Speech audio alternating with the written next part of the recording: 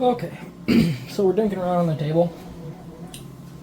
Here today we're messing with the Axial Ryft RBX10. I 3D printed some wheels for this and need to redesign. They fallen apart, as you see, right? I don't know if you can see that pushing out. You see this one's completely missing some stuff here. So I am going to reprint these rims, probably in some 100% infill or 75%, pretty close to fully solid instead of hollow this time. I was trying to be light, but that didn't work. So for now I'm going to put my show wheels back on. They are heavy and they like to break knuckles and things, but this is pretty much just a shelf queen anymore anyways. I don't use it much because it breaks a lot. So yeah, I'm going to monkey with these beadlocks.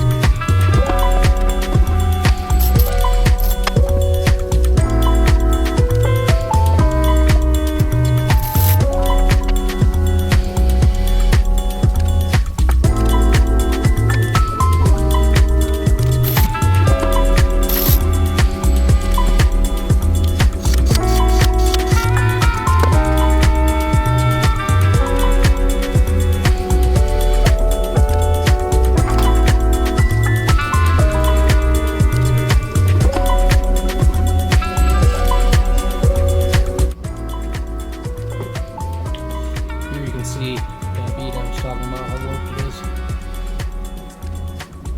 is. It was hanging on for dear life. It was about ready to peel off.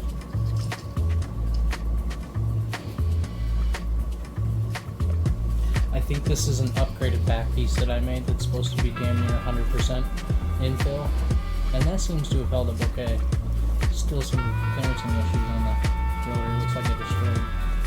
Well, I guess maybe it's time for some upgraded discs and rotors. Stay tuned.